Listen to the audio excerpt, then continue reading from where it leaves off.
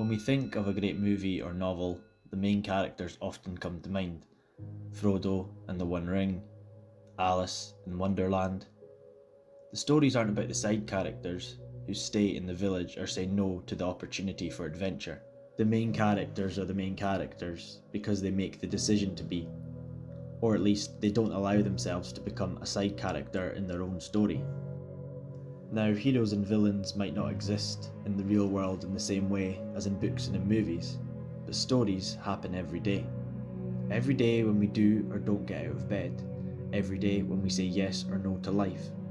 But what kind of story are we living?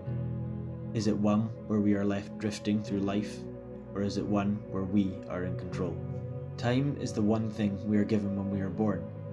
We don't know how much we get, and we can never get any more. We don't get to choose where we're born or what family we're born into. We don't get to choose who is rude to us, who takes advantage of us, who helps us and who doesn't. But we do get to choose what to do with our own time. Daisaku Ikeda says we all have the same 24 hours in a day, and that there's no such thing as waiting for the right time to do something. We must create that opportunity. Someone once told me a couple of years ago that they wanted to be the protagonist in their own life story. And at the time it really resonated with me. But until recently I had forgotten about it. And Daisaku Ikeda, the president of the Soka Gakkai International, he once said that we are the playwright of our own victories, and that we are also the play's heroes. He then goes on to quote Shakespeare, "All the world's a stage, and all the men and women merely players." Buddhism teaches us that the individual writes and performs the script of his or her own life. Neither chance nor a divine being writes the script for us. We write it, and we are the actors who play it. Nichiren Daishonin also wrote about the negativity that can arise when someone tries to reveal their Buddhahood, that highest state of life. He said, "There is definitely something extraordinary in the ebb and flow of the tide, the rising and setting of the moon, and the way in which summer, autumn, winter and spring gives way to each other. Something uncommon also occurs when an ordinary person attains Buddhahood. At such a time, the 3 obstacles and 4 devils will invariably appear, and the wise will rejoice while the foolish will retreat."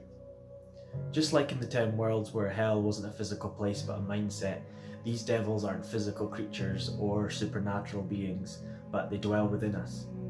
Nichiren Daishonin describes this personification of extreme negativity in a slightly unusual way and tries to create these devils as almost a character in a pantomime.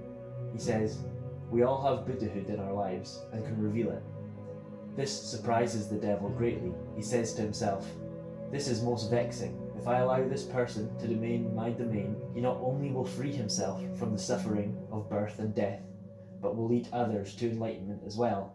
Moreover, it will take over my realm and change it into a pure land.